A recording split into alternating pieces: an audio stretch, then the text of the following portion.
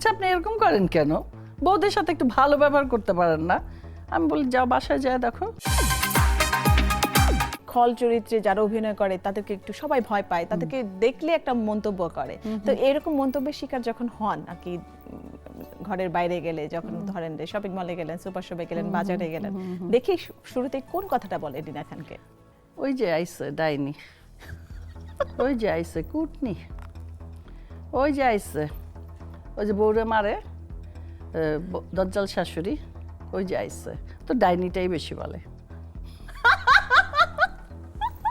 কেমন আর কি তখন আপনার অনুভূতি কেমন হয়? কিংবা কেউ বলে না যে আপনি এমন করেন কেন, কেন এত জ্বালান? বলে আচ্ছা আপনি এরকম করেন কেন? বউদের সাথে একটু ভালো ব্যবহার করতে পারেন না?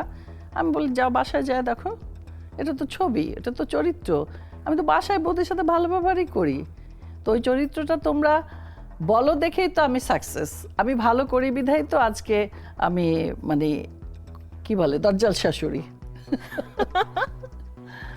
এখনো তো ফেস করেন সবসময়? হ্যাঁ এখনো করতে হয়, করি। এখনকার জেনারেশন কি বলে আপনাকে, যারা ছবিগুলো দেখে ইউটিউব থেকে ধরেন, কিংবা টেলিভিশনে যখন অন এয়ার হয় তারা তো দেখে আসলে, যারাই দেখে তারা না, কি বলে? দেখে এখন টিনেজ ছেলে মেয়েরা, এখন ইউটিউবের যুগ, এখন ওরা দেখে তো ওরা অতটা রিয়্যাক্ট করে না আগে যেমন করতো মায়েরা বা শাশুড়িরা, মানে গ্রামের মহিলারা।